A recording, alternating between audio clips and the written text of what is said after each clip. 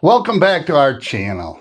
Today we're talking about something that everyone who owns a car needs to deal with at some point, and that's how to buy car insurance. Now, I get it. Insurance can sound complicated, maybe even a little boring. But the truth is, having the right car insurance can save you a lot of stress, hassle, and money down the road. So if you're new to buying car insurance or you're just wondering if there's a smarter way to go about it, well, you're in the right place. Let's start with figuring out what kind of coverage you actually need.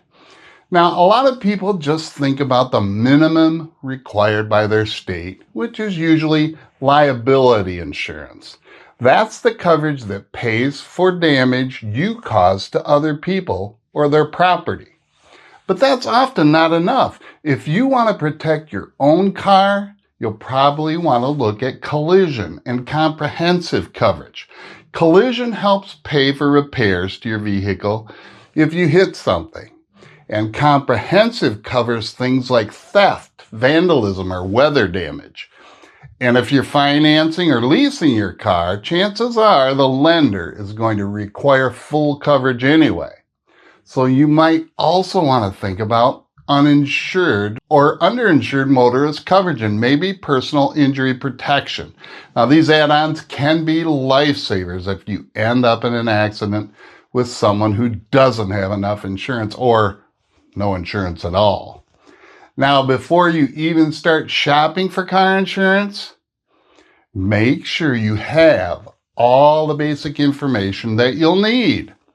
That includes your personal details like your name and address, your driver's license number, and information about your car, things like the make, the model, the year, mileage, and VIN.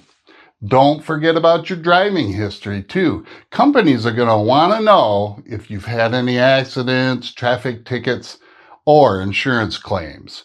All of this information helps insurance companies figure out how much of a risk you are and ultimately how much you'll pay for coverage. Now, once you've got your info ready to go, it's time to shop around for quotes. And this is where a little effort can really pay off. Don't just go with the first company you talk to.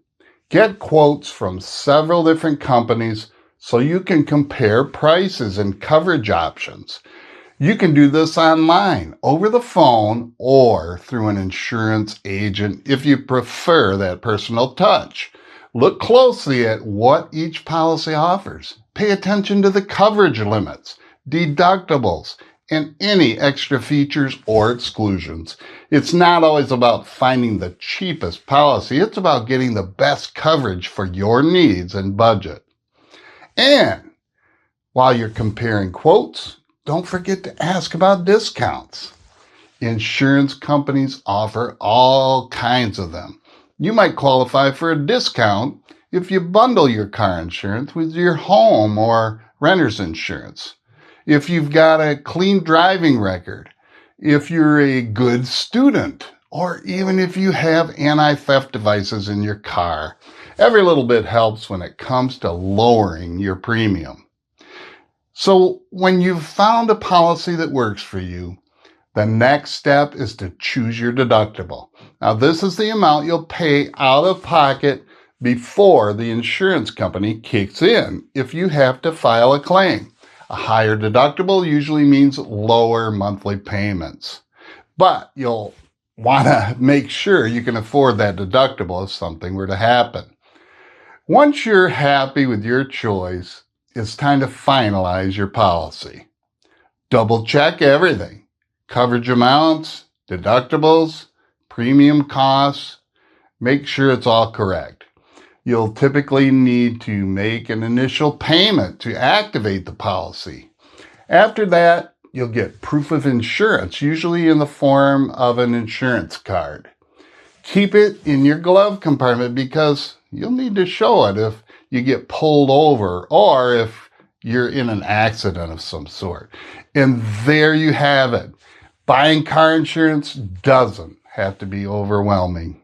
Take your time. do a little homework and make sure you're getting the coverage that you need without overpaying, of course. If you found this helpful, don't forget to like this video and subscribe for more content that helps make insurance easier to understand. Have any questions? Drop them in the comments and I'll do my best to answer them.